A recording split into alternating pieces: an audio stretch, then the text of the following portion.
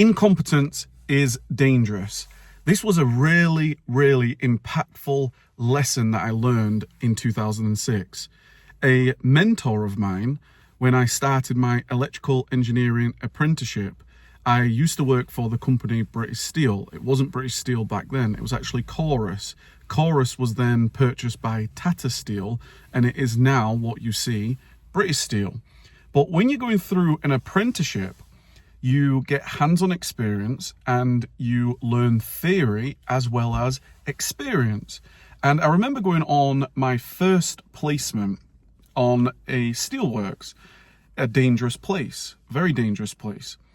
From an electrical engineering perspective, you are now learning and experiencing the dangers of what electricity can do. Electricity, if gone wrong, can literally harm somebody, can kill somebody, right? And I remember specifically going on a job with this great gentleman. He was in his 50s. He'd been working for 30, 40 years. And one of the great lessons when I first met him, I said, it's really, really nice to meet you. And I look forward to, helping you and learning from you. And he was just a great mentor. And we went out on this job and he said, the biggest lesson that I could teach you when it comes to working with electricity is incompetence is dangerous. Incompetence is dangerous because with electricity, you don't get a second chance. If you do something incorrectly, if you guess, or if you try to make it up, or if you try to wing it, you could literally put somebody in harm's way. And that is something that struck a real chord with me, knowing that I'm working and studying electricity. Because I certainly would never ever want to ever hurt anybody. And in the workplace, a steelworks, it's a very dangerous place where you can literally cause severe harm. And that had a real profound impact on me. It's something that I have taken on since then. It's been now over 20 years. I've always thought to myself, incompetence is dangerous because it can lead to harmful things, whether it is, in my case, electrical engineering, whether it is mechanical engineering, whether it is production, whether it's driving your car, whether it is being the government of a country. Incompetence is dangerous. It's something that ultimately, me and you, we have responsibilities in our lives. We've got things that we need to do. Ultimately, we need to become competent at what we're doing. And how do we become competent? Well, competence really is going to come from a multifaceted type of approach, right? There's most definitely theory, for sure. You need to know some theory. And okay, the theory is if we do this, this will happen. Calculations, maths, right? Theory, science. But there's also an element of experience needed. And that's why being in an apprenticeship was really, really valuable to me, because I understood I need some hands-on. I learn, I can learn, become more competent if I don't just learn theory going into a classroom, but also life experience. So you need multiple things in terms of having competence. Same with if you're driving your car. In your lessons, what are you doing? You're getting theory, right? What do road signs mean? What to do hazard perception? What to do in this particular junction? How to turn left? How to turn right? How to park? How to be safe? You get theory, but you're also getting actual experience. The same applies if you are going to become a pilot, right? A pilot needs, obviously, its theory, but then they have certain amount of hours that they need to do. Well, if you think about this from a political point of view, there's certain things that I've just done research over, and you learn that some people literally, they start education, they get their qualifications, and then they become straight away a politician, and you go into the Houses of Parliament, and has there really been any experience? Now, in order to run a country, it's really important to have as much kind of wealth experience as you possibly can, a wealth of experience, of life experience. What happens in these types of areas, these types of scenarios? What's happening in education? What's happening in business? And depending on what position that you've got, surely it would be really, really valuable to actually have some experience.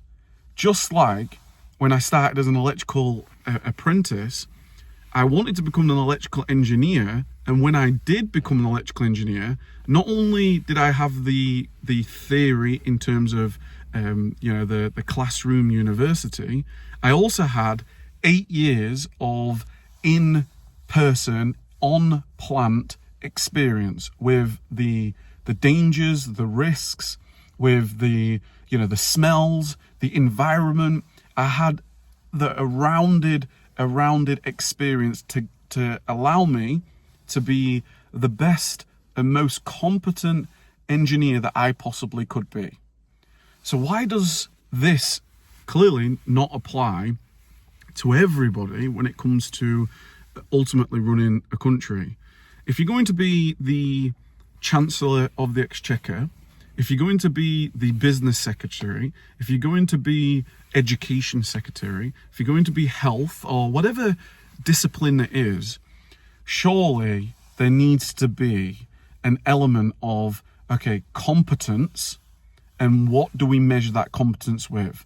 Do they have theory and academic qualifications, but also what life experience have they got? Where have they come from? What have they experienced in actual real life? Because surely you would want a education secretary to be somebody who has had maybe lots of experience around schools, potentially a wide range. Maybe they've been in everything from like experiences of nurseries and junior schools and secondary schools and colleges and universities. They've just had years of experience. They know the good, they know the bad, they know the challenges, they know the people's, what they're experiencing. Because then when they're in that position, they can actually become competent to decide, to make informed decisions based on what they know, what they've experienced. And that's where the word, how do you become wise? I look at some of my elders and I looked up to my engineers, and they were wise craftsmen. They were wise engineers. They had gone through the ranks. They had years of apprentice experience. Then there was craftsmen. Then there was team leaders.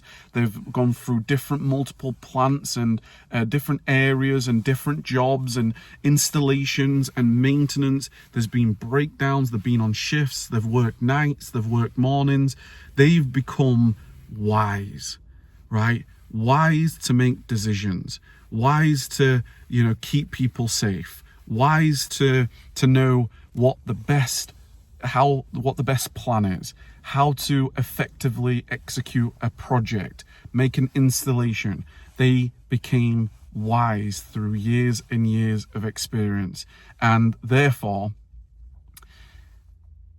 this gentleman, I'm not going to say his name, but I thank him a lot. He said to me, one of the first things, he says, incompetence is dangerous. Because if you play around with electricity, you can literally harm somebody. You can really severely harm somebody or multiple people. You can do some harmful things. And that's not what you want to do. And I remember listening to that as a young adult, and that terrified me. And I remembered it, I took it to when I started learning how to drive. I kept on thinking, incompetence is dangerous.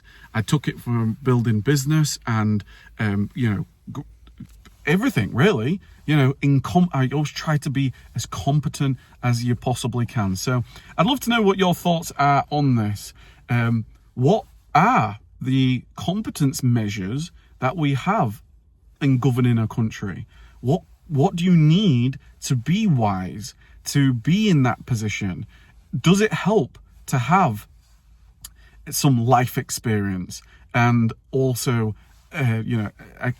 academics, qualifications? Like, do you need qualifications, or can you just have life experience, or can it just be qualifications without life experience? I think there's a wide and a big conversation that we can certainly have around that topic, and I'd love to know your conversations down below. Please give it a big thumbs up if you enjoyed this. Please hit the subscribe button. Less than 5% of people subscribe that are watching this YouTube channel. I really appreciate your time. I look forward to speaking to you down in the comments. Speak soon.